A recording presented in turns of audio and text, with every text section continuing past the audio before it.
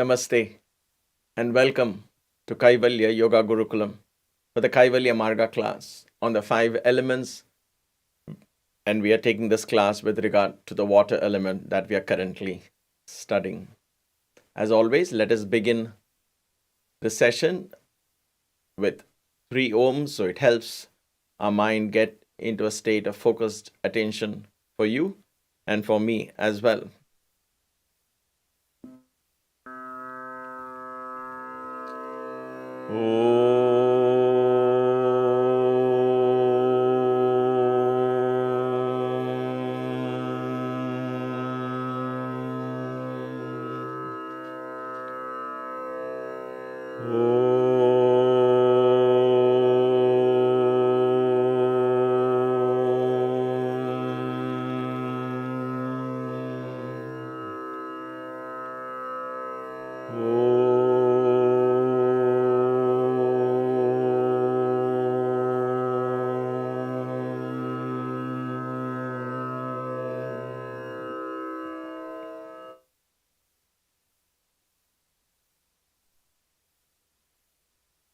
So hopefully the audio and the lip sync should be okay. If not, let's just continue and I'll rectify it later and upload it like I did in the last class.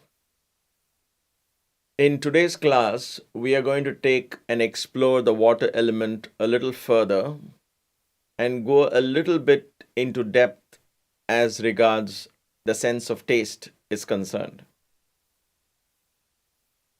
So let us begin this with a small clip that a video clip from the temple that I was inspired to share that just for us to get started. Before I put on the clip, I must give me a second here. We are at this temple, the Jambukeshwar temple. And as I spent a day and a half or 2 days there, it was a divine experience contemplating on how the divine can guide me into sharing this. And a lot of ideas came through. I spoke them into the camera, and most of it, 98%, I guess, is available for you. I don't have time to really sit and edit it, so I'm just sharing it as is, literally. However, before I put this clip, I want to point out that I once again made a reference to sensual indulgence or sexual indulgence. And some of you might think that's a bit over too much of emphasis on that. The reason why I pay so much emphasis on that is that in today's society, in our world as such, once again, even before I get into this, I am not talking of the moral part of all of that at all. This is not a religious discourse. But I'm linking water energy and how do I control this? So any sensual indulgence means going excess beyond a point.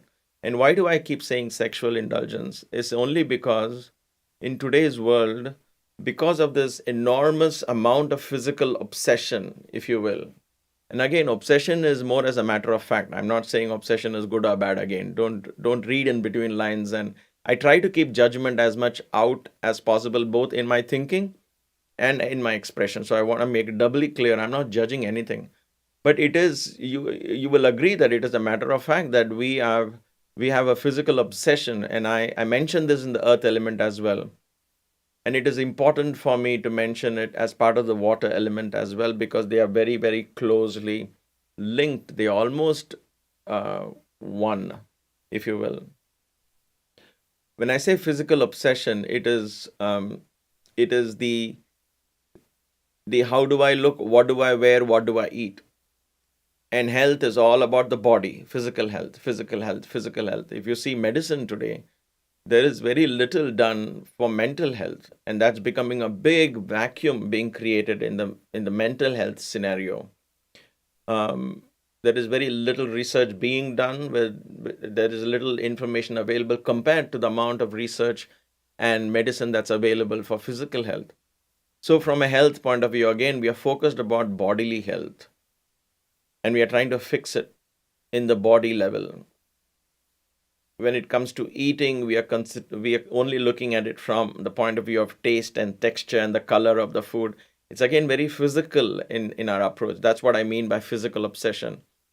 Um, and looks again is very physical in our approach. Both how do I look, or how do others look? We define ugliness and beauty. We almost kind of live on borrowed ideas of what beauty is, what ugliness is.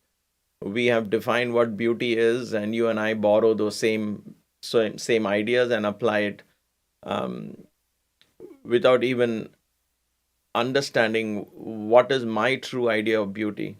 When we go back to being a 2 year old or a 3 year old child who has no shame, no guilt, no sense of beauty and ugliness, he or she, this as a child, you and I were there, right? They do anything, there's no fear there, there's no shame there, there's no guilt there, there's no it just she's just there, and that makes her very beautiful, because she has no preconceived notions as yet about what beauty should be and all of that. So this idea of beauty or ugliness is self-imposed. We have imposed it upon our minds, and we have kind of hypnotized ourselves into believing what is beautiful, what is ugliness, who is beautiful, who's ugly, um, the difference between black and good, and colors. We have assigned qualities to colors and so on. So all of this is returned back to us and began to influence our mind. So when I say sexual indulgence, it's not just what happens in bed or in an actual sexual intercourse or an act. That's besides the point. The point is this has creeped into our lives, just like sugar has creeped into food in so many ways. That's practically impossible to eliminate sugar from one's diet. In the same manner, it is this in every advertisements we see, in every dress that we choose to wear, in every show on television, everything is based on physicality. And the more we are, again, I use the word obsessed, the more we are obsessed with this idea of physical, the more the water element and the earth element begins to hold our consciousness down. And when I say controlling of the water element, is ability to control it so consciousness can rise above it. So we can direct the energies of the earth and the water, make it lighter and move it upwards. That is what in actual yoga practice, the apana vayu that goes down is turned and pushed upwards. Okay, that is why we do bandhas in the yoga practice. Bandhas in yoga practice, bandhas during meditation, all of that begins to turn the energy. When apana vayu, we'll talk about vayus a little more in the air element. Eventually, you will be able to put all this together, okay? The downward pressure, if that is turned and moved upwards, then you begin to experience awakening of consciousness. Now, these things happen to us, right? When you are in a very creative frame of mind, when you are singing or painting or in that kind of frame of mind, when you're cooking a tasting meal, anything that's just creative in nature, then automatically the energy is moving upwards. At that time, you're not thinking of anything else, just creativity, pure creativity there. But when we start bringing judgments in, and the idea of likes and dislikes in, then the mind starts behaving in its habitual patterns, the neural activities, the neurons begin to fire in the same way as it has done, or as we have trained it to do for the last so many years, then you know that the water element is kicking in, the earth element is kicking in. So it is in that context that I use this term generally as sensual indulgence or sexual indulgence. But as long as we understand and live a life where senses begin to determine our happiness, senses begin to define our scope of happiness. Or beyond this, nothing more. And therefore, let me indulge in senses to get more and more happy. It goes to a point and then it's satiated, right? The law of diminishing marginal utility, as one would learn in microeconomics. It is that the first spoon of sugar tastes sweet. You say, wow, this is amazing. The second spoon of sugar perhaps tastes even sweeter.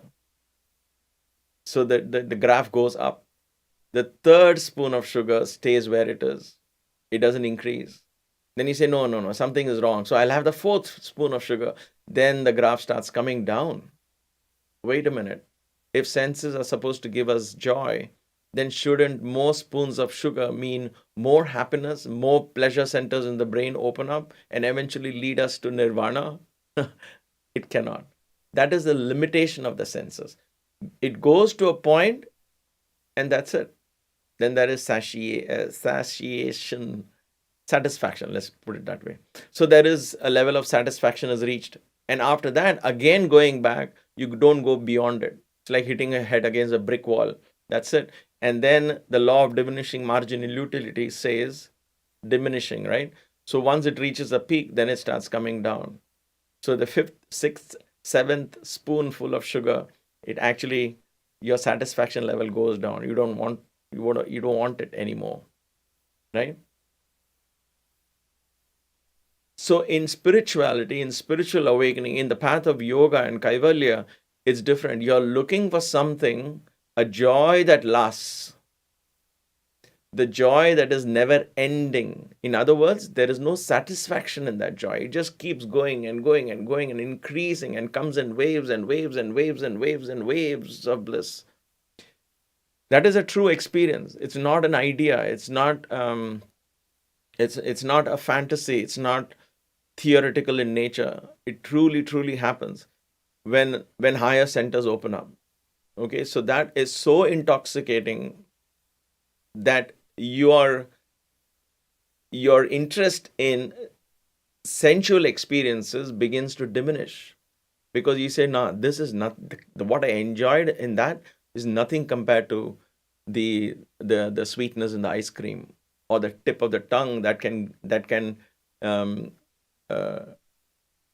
activate the pleasure centers in the brain are not enough anymore, because you have tasted something much higher. All right, so it is in that context. So having said that, let's watch this clip and then we will go into the 6 tastes and then study that from a much deeper aspect than just understanding what 6 tastes are. So let's go to that video. Let me get out of the way. I got distracted with that drums going on and the elephant coming around in procession. So that's the beauty of doing these recordings in a temple. I hope you can still hear me. I don't know if the drums are too loud. But let me engage you in why I'm wearing this. This was gifted to me. The priest that you saw passing behind the elephant, the one with the red, cloaked in red, he was the chief priest. And he is the one who gave me this. He is the one who told me to wait by the shrine. I was ready to leave. He said, what is the hurry? Stay here. You know, they don't talk to you very nicely. They just, wait, what are you going? Where are you going? There's no rush. So I waited there, and from the Devi's crown, from her head, he said, this is, they put that garland, there's a specific garland of a particular size that they put on the crown of the Devi. And then they hang garlands for earrings and so on. They decorate these statues very beautifully, traditional. So he said that is what they had put in the night. He said that is never removed. But today he said, I'm removing it for you. Take it, keep it with you. And so he gave it to me. I consider that as a great blessing. Then he removed the sandal from her forehead and put it on my forehead and gave me a big handful of that. These are all blessings, countless blessings, where your heart and your mind is just filled with gratitude. When I stand in front of these sanctum sanctorum, what do you ask them? What do you ask? You just say thank you. It was the same with the Shiva Sannidhi as well, when they were worshipping the lingam and they offered to take mine, put it along with that, and poured sandalwood paste and all of that. It's such a blessing, such a blessing. And I feel so inspired to be carrying out in this path. This is the wealth I seek. This is the wealth I get without asking, and that is all I want. The wealth of grace. That is all I seek, that is all I get, and I don't need anything more than that.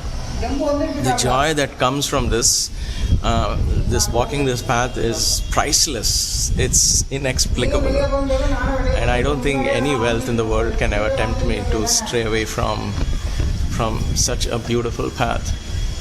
Anyway, let me come back. It's quiet now, so let me come back to the let me see if I'm on the screen. Yeah, okay. So let me come back to where we were with the water element. Because each of these classes, I know it sounds like a lecture, but I want you to think, listen to it. Shravana, like I explained in one of the earlier videos, Shravana, Manana, and Nididhyasana. Shravana is listening, first listen. Then Manana, in your meditation, contemplate on what you heard. Meditation will come. Don't worry about the stillness of mind and erasing thoughts and all of that. It'll all happen naturally. These are not hard techniques that you can just employ, but they have to come naturally. Just like sleep has to come to you, right? You can't force yourself to sleep. So it is in the same manner this is also being done. And so listen to it. Listen to what I have to say, and then contemplate on, think on it. Take things that you can make peace with, and try and digest it based on your education, your learning, your background, and then begin to apply it in your everyday life. That is how this whole path will work. Okay, it has worked for me, and that's the only way I know to share and know to teach you. Okay, so we were talking about sexual organ and water element. So the reason why people say control, not people, when I say people, it's the yogis and in the yoga scriptures, and the reason why there is even an element of control, quote unquote, being associated with the sexual organs is because the sexual organ is connected to the water element. Forget the moral side of it completely. Take that moral equation out of, take the how do you say that? Take morality and ethics out of the equation, okay? Put that aside. We are not talking of religion, we are not talking of morals, we are not talking of sex is bad and sex is good. None of that. Put that aside. The fact is that when you overindulge in any element, in any organ, then that particular element associated with that organ becomes imbalanced, okay? So let's consider sex and water element. So in water element, water is constantly, think of the waves in the ocean. Think of what a storm in the ocean can cause. It can destroy land, right? It can completely submerge land. That's what happens in hurricanes and cyclones and all of that. Water gone out of control can destroy. It's so powerful, okay? So when your sexual organ or your sexual indulgence, for example, is out of control, it just means that the water in your body the waves are thrashing against the rocks. And so what happens is there is tremendous, all the time this mind oscillates between hyper excitement, sexual indulgence and so on. And then when you want to sit and meditate, how is it going to be possible? Because meditation is, again, the waters are to become calm.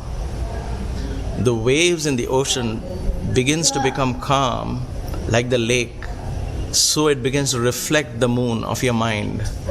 That is how you got to understand the water element. Is my mind as calm as the lake? And if there's that element of water in my mind, illamma po vendam apram na pesindirukella aprama nee anga ukkar na kudukuren unakku. Somebody asking me some alms. I can't just say no. I first said no, then I felt bad. When the mind is caught up in the tumult of the waves, how does it become, how can you see the reflection of your mind in the calmness of the water? So in the stillness of the earth, you experience stillness, right? The earth element. That's why asanas are earth element, earth oriented. Kriyas, water, to stabilize, to make water still is very, very, very difficult, if not impossible. So what they say is channelize the water, harness the energy of the water for higher purposes. That is what they mean by urdhvaretas, where the seminal energy from down is turned upwards. Take that, understand that first as a concept. All of this can become an actuality later on, but understand this as a concept. When the seminal energy has to go up, in other words, harnessing electricity from water. As you harness water, channelize the water, bring water together, engage the energy and bring in electricity from water. Same way, if the water element in your body, in other words, let's take sexuality for example, but it's also things of taste. Imagine if I control taste, that is why fasting and all of that was brought in, right? So if I control taste and I don't indulge too much in sweet, too much in salt, too much and so on and so forth, we'll come to the 6 tastes in a bit. But taste and sex, if I can begin to control and harness the energy of that powerful water, it forces it wants to go this way, but I harness the energies, and then automatically the electricity, the fire within that water rises up to the fire element here. Fire element is in the pit of the stomach, right? So that is how the digestive juices and so on. So then it becomes a true awakening. The Kundalini, understanding the Kundalini cannot be done without understanding these elements, without a lifestyle that supports us. So, in short, it is in this context that they said, watch, don't overindulge in sexuality. Don't overindulge in sexuality. Don't overindulge in the sense of taste. There are 6 tastes, tongue. 6 tastes that you have to taste every day with every meal. Now a yogi usually has just one meal, and the rest of it is perhaps just a banana or a fruit or something like that. But if you do have at least in one meal, or if your meal is split between 2 and 3 meals a day, whatever, every day try and experience 6 different tastes: salt and sweet, sugar and bitter. Salt and sweet, bitter, astringent, pungent, and one more. Salt, sweet, spice. Salt, sweet, bitter, astringent, pungent, and spicy food. Think of these tastes. Do research on these tastes. Find out what are the fruits and vegetables that's available in all these 6 tastes. What happens when you cook your food, and we'll talk about it more when we understand the water element as the fire element as well. When we cook our food and we add the same masalas, then what happens is you get all of this mixed up. The tongue doesn't know which of this is salty, which of this is sweet, which was bitter. Now I can take a bitter vegetable and I can disguise the bitterness and take the bitterness literally out of it, right? And put some masala in it and make it salty, spicy, and disguise it, and people eat it. Is it good for health, bad for health? I don't know. We won't get into that, because that takes me away from that topic where I want to focus on. But is your tongue tasting bitter?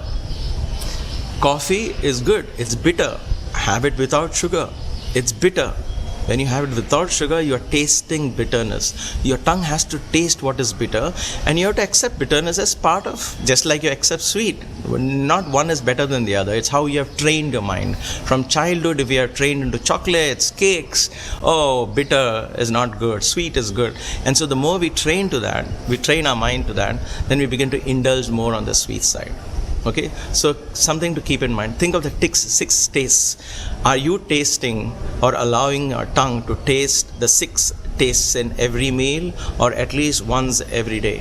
Where is bitterness in your food?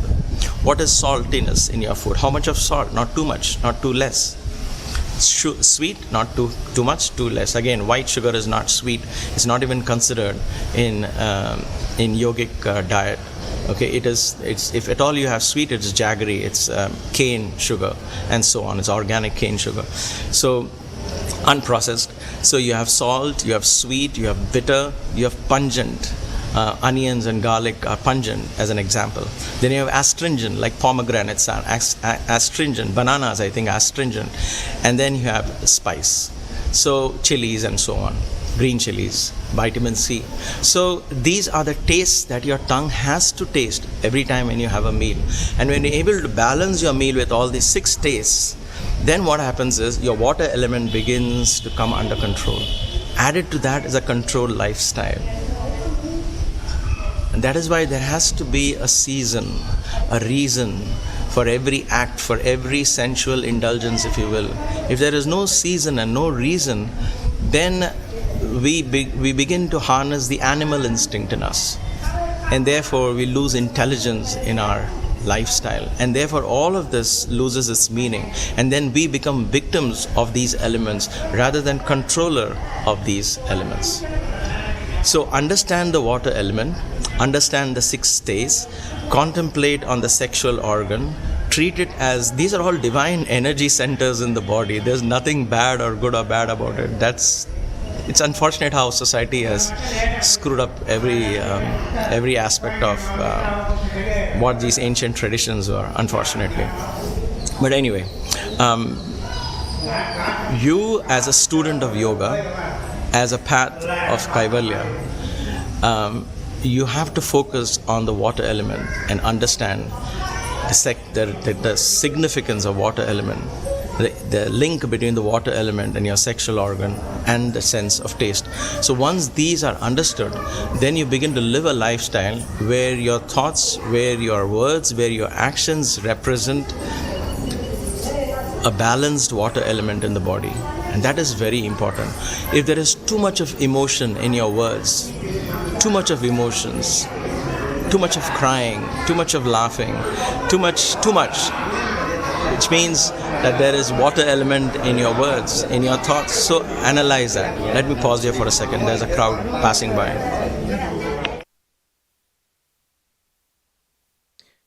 All right. So we stop that video there because there is enough matter for us to digest. So I spoke about the 6 tastes.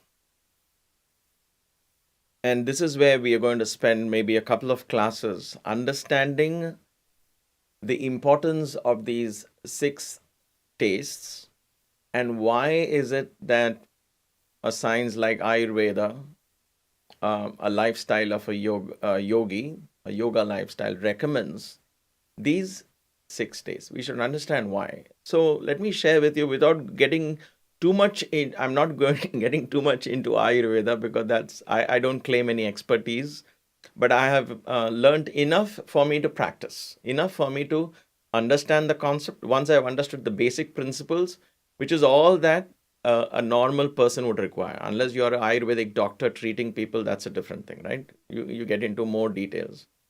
And as a matter of interest, I read all of that, but I'm not going to talk all that here.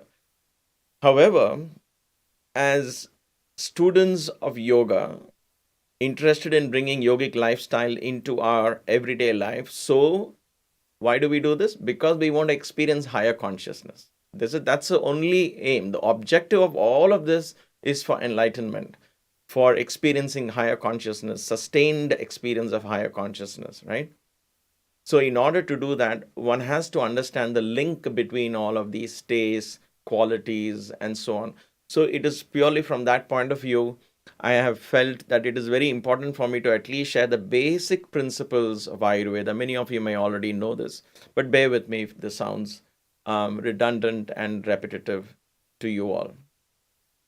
The 6 tastes that I spoke of are these: salt, sweet, bitter. I know when I mentioned bitter, I said coffee, you might raise your eyebrows. Coffee again is not bad. Again, too much of any of this is not good for the health. Okay, too much salt is there in our food. We say, "Oh, I love pickles." In India, Indian version of pickles is different from when I go look for pickles in the Walmart aisle here. Pickles are different here, and you have pickled onions and pickled cucumbers and all of that. That's dipped in vinegar and so on. That's not what I'm talking about. That is also pickles. That's also a lot in salt, definitely. But Indian pickles are different. The sodium content in those which you buy in the Indian stores and in shops, and even when you make it at home, because it's a preservative, so you have to put that. Like it's part of the taste. But then if you eat too much of those pickles, like 2-3 spoonfuls in your meal, then the amount of sodium that is going into your system is way too much. Way too much. Okay? So that's what I mean by overindulgence. If all the salt that your body requires comes from 2 spoons of those pickles, which it does actually, which you can finish in less than 2 minutes, right? Um, a mango pickle and an aloo paratha, you can, in one paratha, you can finish a whole spoonful of that pickle. I know it sounds tasty and might get water in your mouth. But what happens is the salt sometimes they're 2500 milligrams or 3000 milligrams of sodium content. It's way too high. So in couple of teaspoons you uh, already consume the salt that you require for perhaps for the whole day, right? And if your lifestyle doesn't support that, you don't sweat as much, you don't need that much salt at all. Salt is we come to sweet in a bit, and we'll study this more in detail, but I just want to emphasize that um, overindulgence, sometimes without knowing we do this, we don't even realize how much of salt goes into our system, and then we try to control blood pressure and hypertension and stress levels and all of that. We can't, because our food habits is directly contradicting to where I want to be. I want to be calm. I want to be able to handle stress, not calm in the sense of being indifferent. Let whatever happen, I'm not going to be affected, kind of a thing. But I want to be able to be in the war as part of the life and everyday struggles of life. But yet, that struggle of life, that confrontations that I have at workplace, or the stress that I have to deal with children, upbringing, all of that doesn't convert into chemicals that ruin my health, right? That is what stress is now linked to heart disease. Stress is related to so many other nervous disorders and so on and so forth. And then we quickly go to some pills and then suppress it from the top. For people who say, oh, sex control is all about suppression, we don't believe in suppression, and ask them, don't you take pills? What does pills do for these high blood pressure? It suppresses. So that is not how any of this is. The suppression is never a key, never an answer to any of this, right? But sometimes you may have to take those pills in order to put off the fire for now. And then along with that, a good doctor will tell you, let's adopt a good lifestyle. Please reduce salt, please reduce sugar, and so on, right? So salt we have to watch for excess salt. Now, most of our lifestyles in general, and exceptions are not the rule, unless you are an athlete that or you exercise a lot, where you really sweat a lot of water out of your body, which means your sodium levels will drop. And if you don't have enough salt, you might get muscle cramps and so on. Unless you're in that level or in that category, most of us who live normal lives, especially those of us here in America and US, we don't sweat very much in our normal day to day. Especially now it's winter. In winter here in Cleveland, sweating is unheard of unless I'm doing 108 sun salutations, or I'm on the treadmill or something. I have to cause sweating to happen. Otherwise, I don't sweat. Now, when I don't sweat like this, where is the need for me to have so much salt in my diet? Do I adjust my dietary considerations? Do I adjust my food according to seasons? I don't, right? Why? Why? Because my tongue is addicted to a particular taste. There is a particular level of salt that I need in my diet. If I reduce it, I'm not going to like that food. That is how conditioned we are.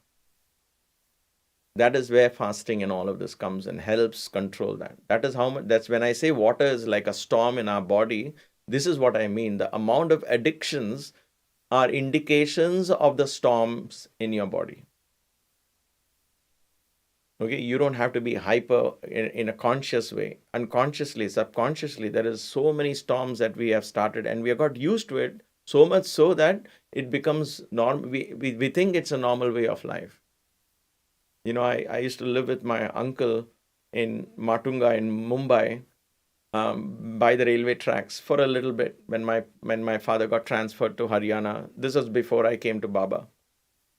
When I first moved in there from Ville Parle, which was near the airport, I moved in near the railway tracks, and every 10 minutes or so, an electric train would whiz past. I thought the whole building would come down, and I would be wide awake. I could never sleep at nights.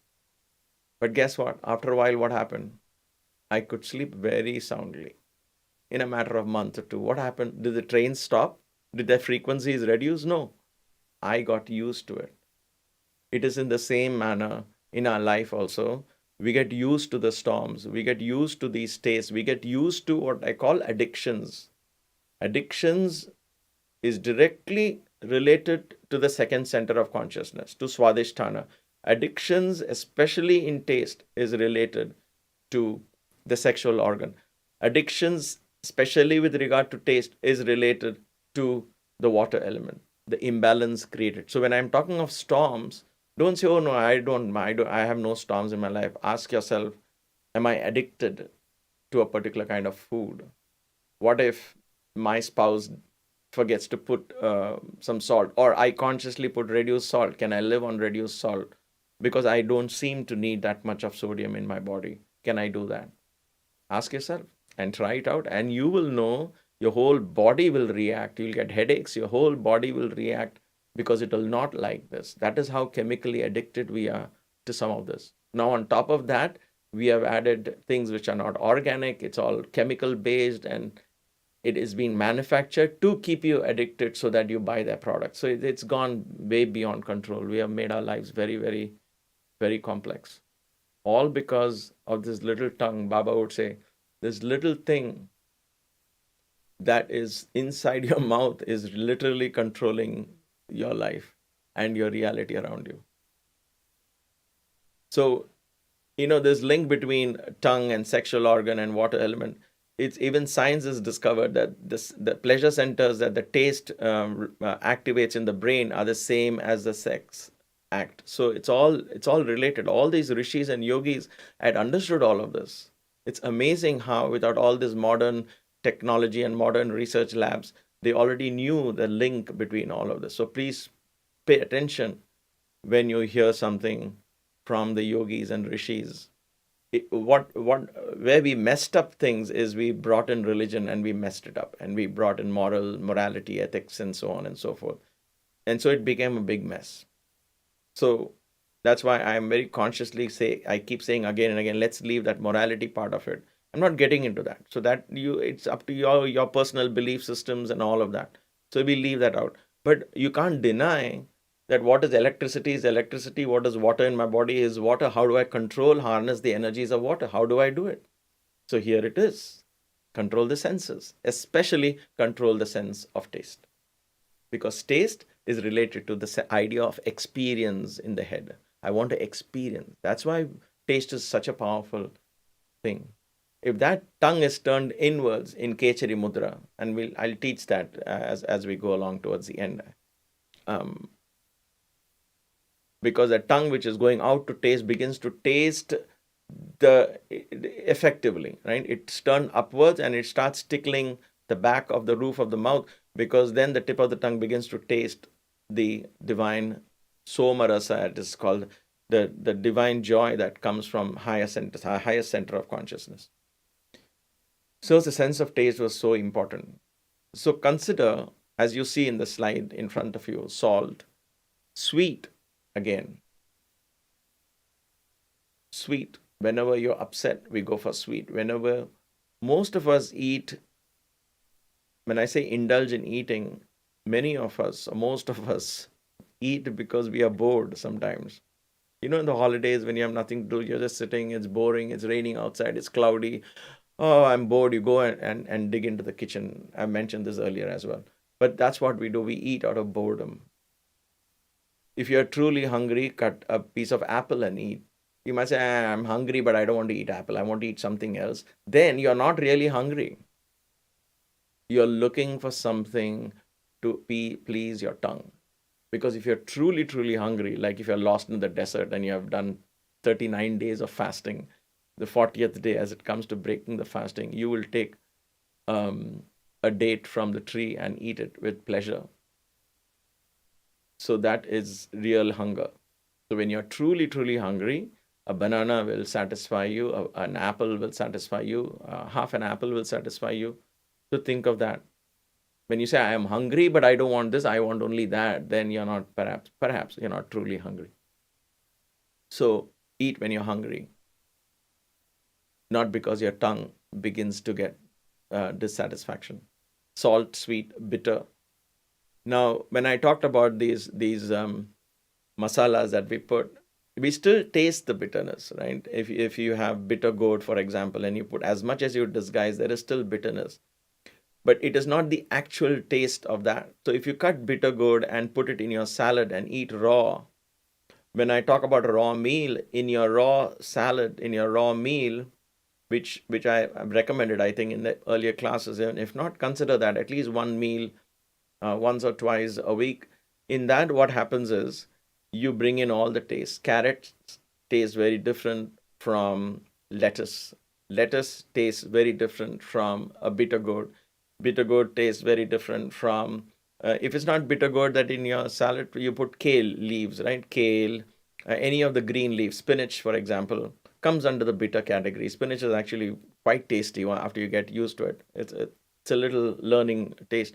Then spinach, greens, dark greens, bring that. That has a complete different taste. Don't let your mind quickly jump to, I like this, I don't like that. When it happens, you understand that you have created that hardcore conditioning. And in unconditioning your mind from that judgment as to, I love a sweet carrot more than a spinach leaf, that conditioning, when you uncondition yourself, that all that practice reflects in meditation.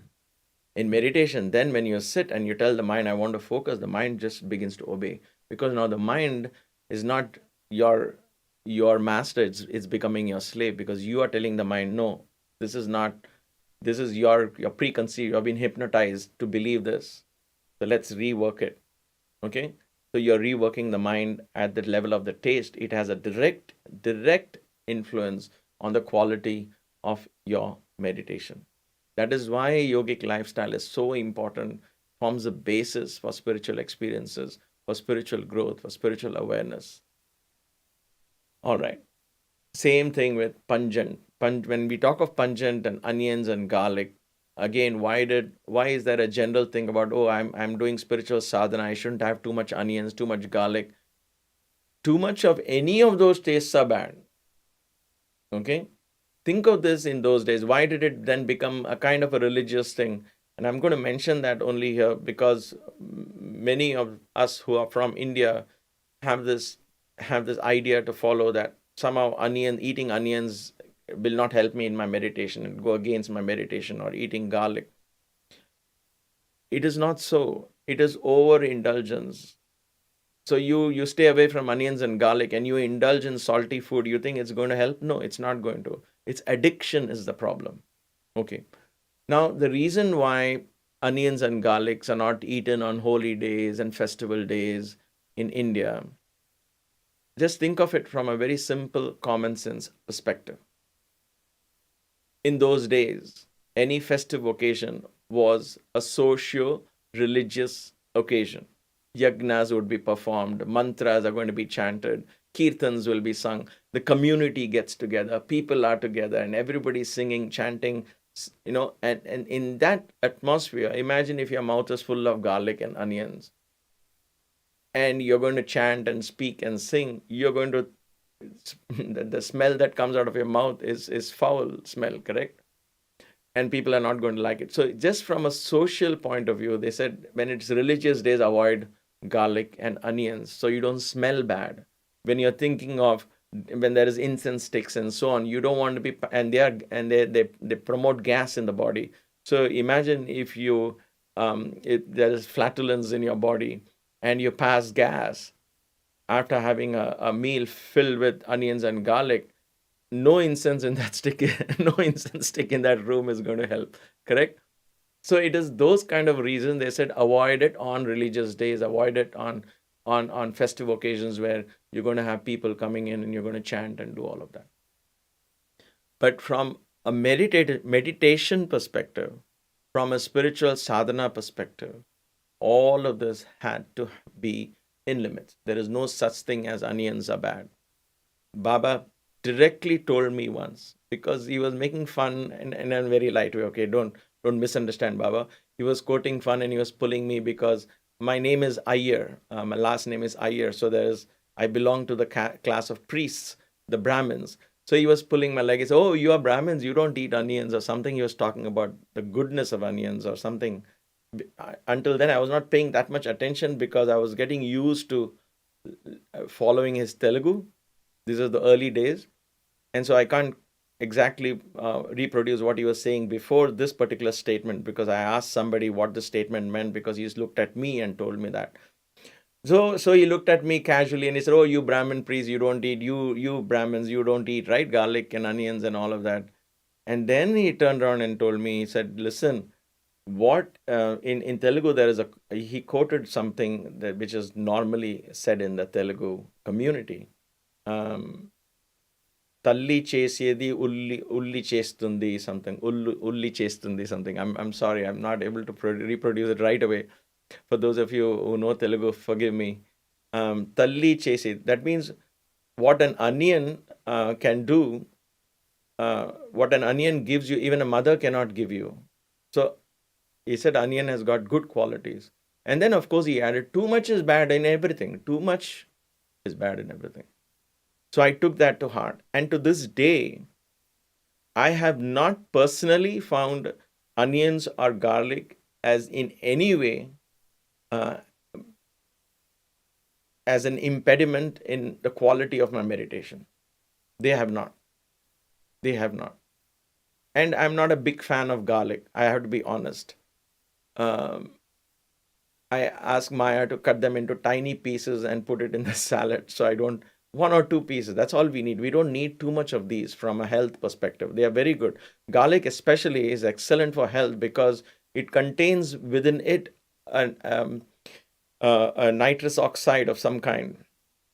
And so what happens is when you bite it, when you chew it, it releases the gas, and that acts as a blood thinner, and so that's good for the heart.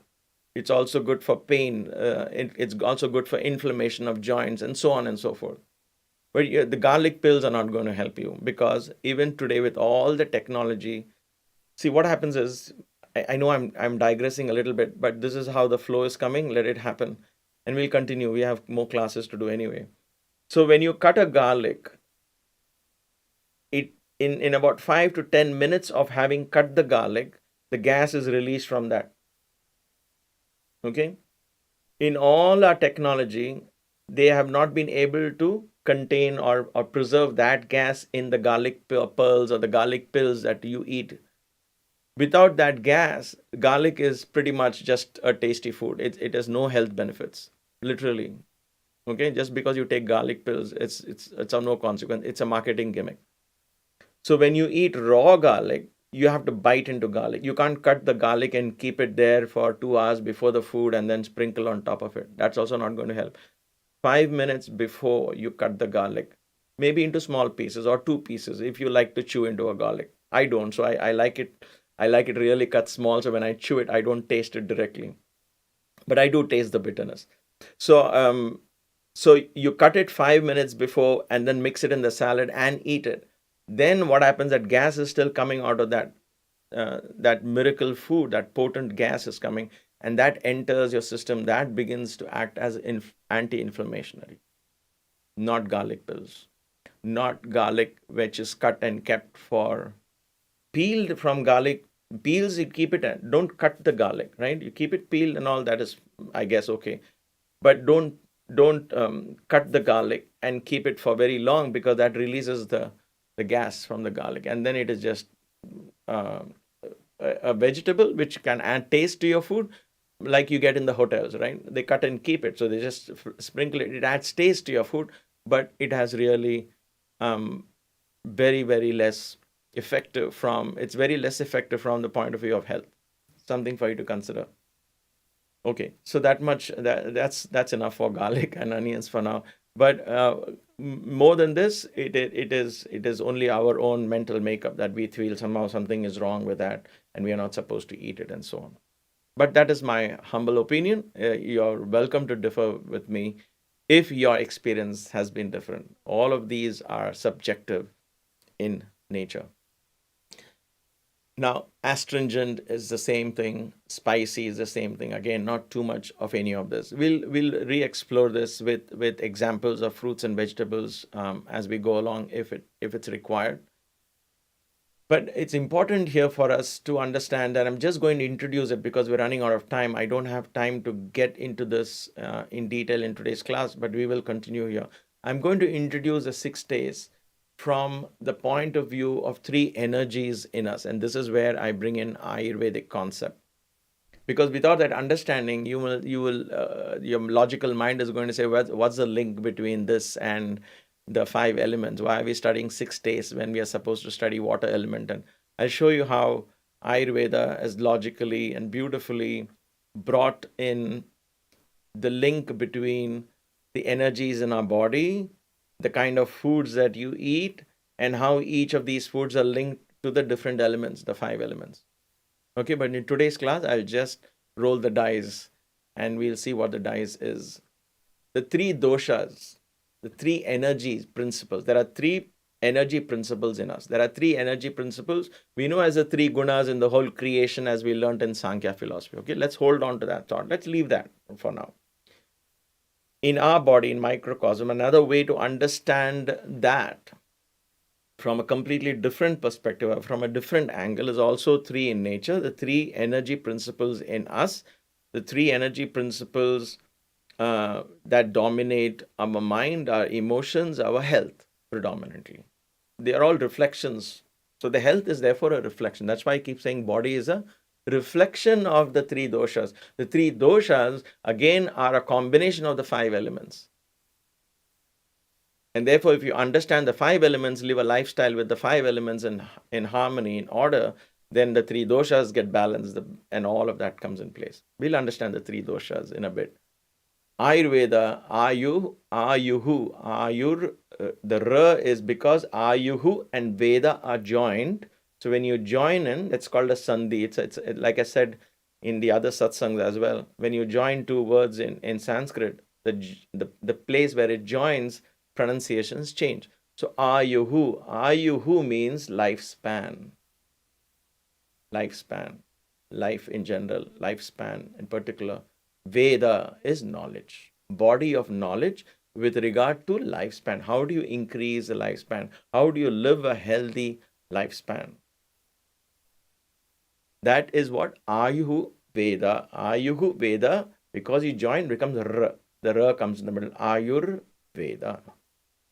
Ayurveda is the body of knowledge. It's one of the Vedangas, towards the end of Vedas, all of this is part of that. Jyotisha Shastra, the astrology, Vedic astrology, Vedic lifestyle, Ayurveda, all of this is part of the Veda, the overall Veda collection. But it is considered Veda, the book of knowledge. So there are great scholars who have expounded that for our benefit. Like I said, I'm not getting into that detail. It's very interesting science, and you can take it up, study on your own, do your own research and things like that. It is certainly out of the scope of these talks at this point. But in order to understand these basics, we need to cover the basic principles. And the basic principles of Ayurveda are, the first and the foremost is understanding the three doshas. Three doshas. Doshas, just understand the word dosha as energies. And these energies are not stagnant, static form of energy in the body. The word energy itself means it's constantly fluctuating. So it's called dosha. Dosha means imbalance. there is constantly in a state of imbalance because you're constantly going back and forth, back and forth. It's like demand and supply in the market, right? The stock market is never the same. It keeps going up, keep going down, up and down, up and down. So demand and supply in the market is never going to be at a point of stagnancy. It is dynamic in nature, constantly adjusting. The demand goes up, supply goes up. Then supply becomes too much, demand comes down. Then supply comes down, demand goes up. That goes on in every product, in everything, right? That's what keeps the economy functioning in our body systems as well. It is the same thing. In the universe as well, it is that same thing, right? The seasons and nothing is perfect. And that's the beauty. That is perfection. The fact that it's not perfectly balanced is perfection. That's the beauty of it, right? And therefore, the word dosha is used. Dosha means imbalance, but it's not necessarily negative. Okay? It is because there will always be an element of dosha in the body.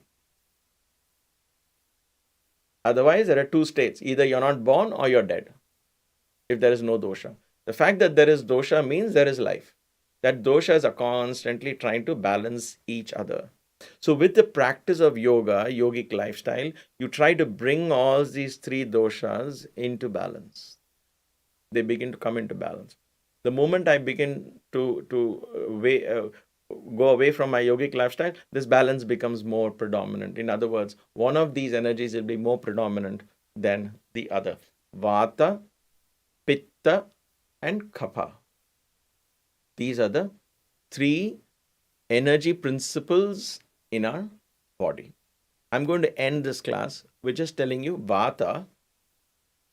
Vata is energy that enables movement. I want you to remember this. We'll of course explore it in the next class.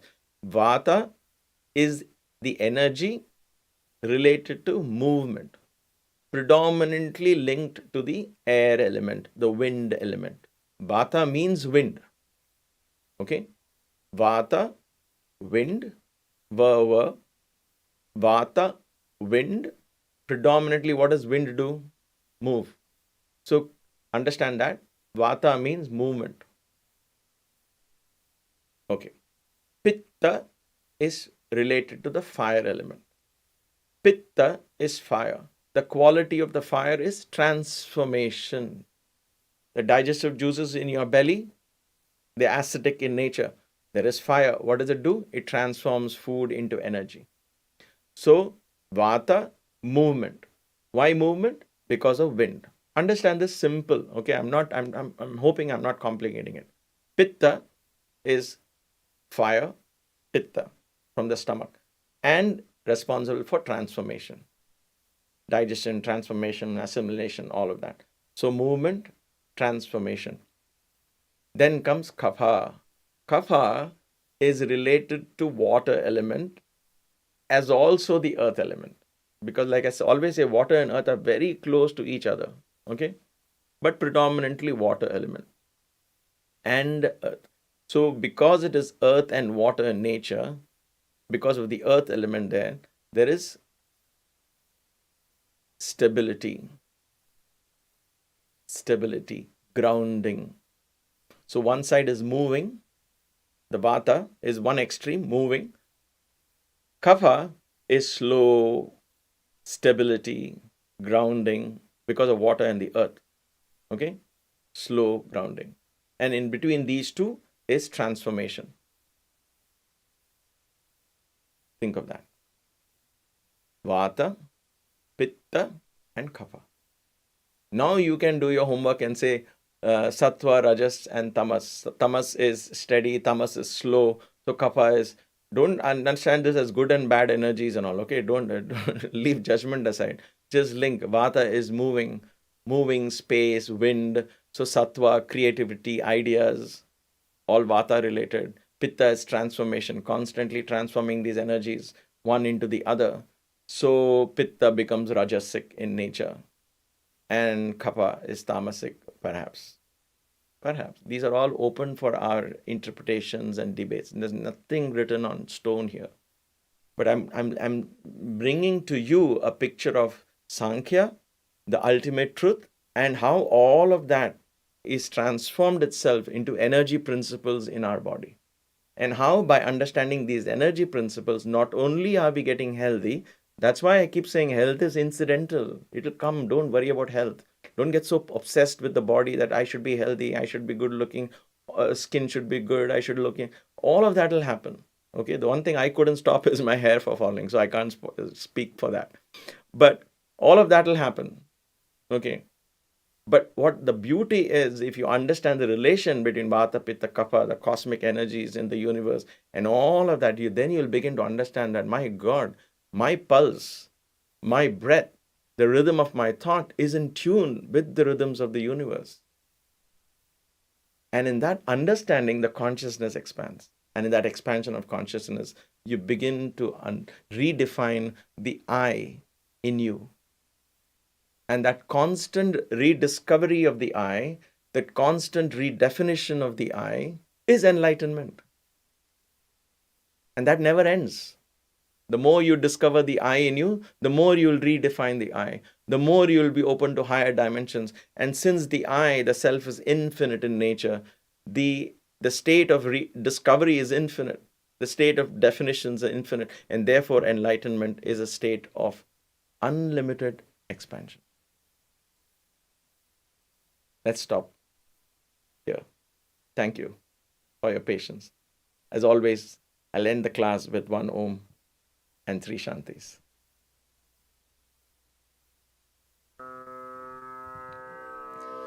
Om